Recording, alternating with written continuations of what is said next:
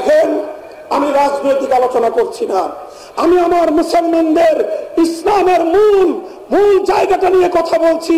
আমাদের পৌনে 1 শতাব্দী পর্যন্ত আমাদের দেশ এবং ইসলাম আর মুসলমানদের সঙ্গে শাসক গোষ্ঠী কিভাবে গাদ্দারি করেছে সেই গাদ্দারির ইতিহাস বলছি। 72-এর সংবিধান 71-এর চেতনার ছিল না।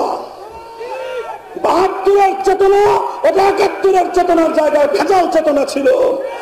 50 বছর ধরে আমাদের জাতিকে 72-এর চেতনা গেলানো হয়েছে, নাম দিয়েছে 71। 71-এর চেতনা ছিল জালিমের বিরুদ্ধে মজলুমের লড়াই। 71-এর চেতনা ছিল মানুষের অধিকারের লড়াই।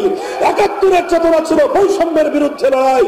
71-এর চেতনা ছিল জুলুম আর বৈষম্যহীন ইনসাফপূর্ণ এক বাংলাদেশ।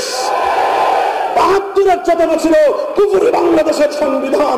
72-এর চেতনা ছিল ভারতের দাবিদারি সংবিধান। 72-এর চেতনা ছিল বাংলাদেশকে ভারতের সেবাদাস গোলাম বানানোর সংবিধান।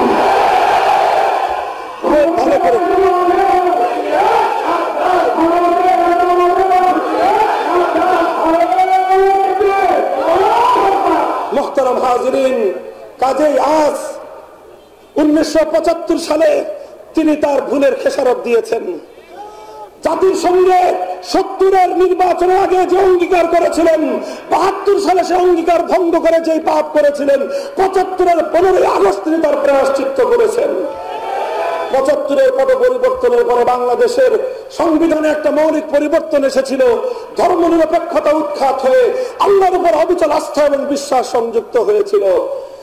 নামে আল্লাহর উপর অবিচল আস্থা এবং বিশ্বাস ছিল, কিন্তু 50 বছর পর্যন্ত বাংলাদেশের সংবিধান প্রকৃত অর্থে তাগুতি শাসন ব্যবস্থাকে, কুফরি ব্যবস্থাকে অস্বীকার করতে পারে নাই। এভাবেই চলতে চলতে চলতে চলতে আজ 2024 সালের বাংলাদেশ এসেছে। আর 2008 সালে আবার ফ্যাসিবাদী সরকার ক্ষমতায় এসে সর্বপ্রথম সবচেয়ে জঘন্য যে কাজটা করেছে, সংবিধান থেকে আল্লাহর উপর অবিচল আস্থা এবং বিশ্বাসকে বাতিল করে দিয়ে আবার ভারতের গোলাম হয়েছে। আবার ভারতের সংবিধানের ধর্মনিরপেক্ষতা বাংলাদেশের সংবিধানে ফিরিয়ে এনেছে। ধর্মনিরপেক্ষ মতবাদ স্পষ্ট কুফরি মতবাদ, ধর্মনিরপেক্ষ মতবাদ স্পষ্ট কুফরি মতবাদ। এই মতবাদ মুসলমানদের উপর চাপিয়ে দিয়ে এই মুসলিম জাতিকে, এই শাহজালালের সন্তানদেরকে, এই শরীয়তুল্লাহর বংশধরদেরকে গৌর গোবিন্দের বংশধরে পরিণত করবার চেষ্টা করেছে। গোটা বাংলাদেশকে মুক্তি দিয়ে ভরে ফেলবার চেষ্টা করেছে। মসজিদের শহর ঢাকার শহরকে মুক্তির শহর বানাবার চেষ্টা করেছে। আমরা প্রতিবাদ করলাম, মসজিদের শহর মসজিদের থাকবে, মূর্তির নগরে পরিণত হতে পারবে না। আমাদের হাজার হাজার আলেমকে ধরে জেলে পুরে রাখলো, এদেশ মুক্তির হবে, আলেমরা কথা বলতে পারবে না।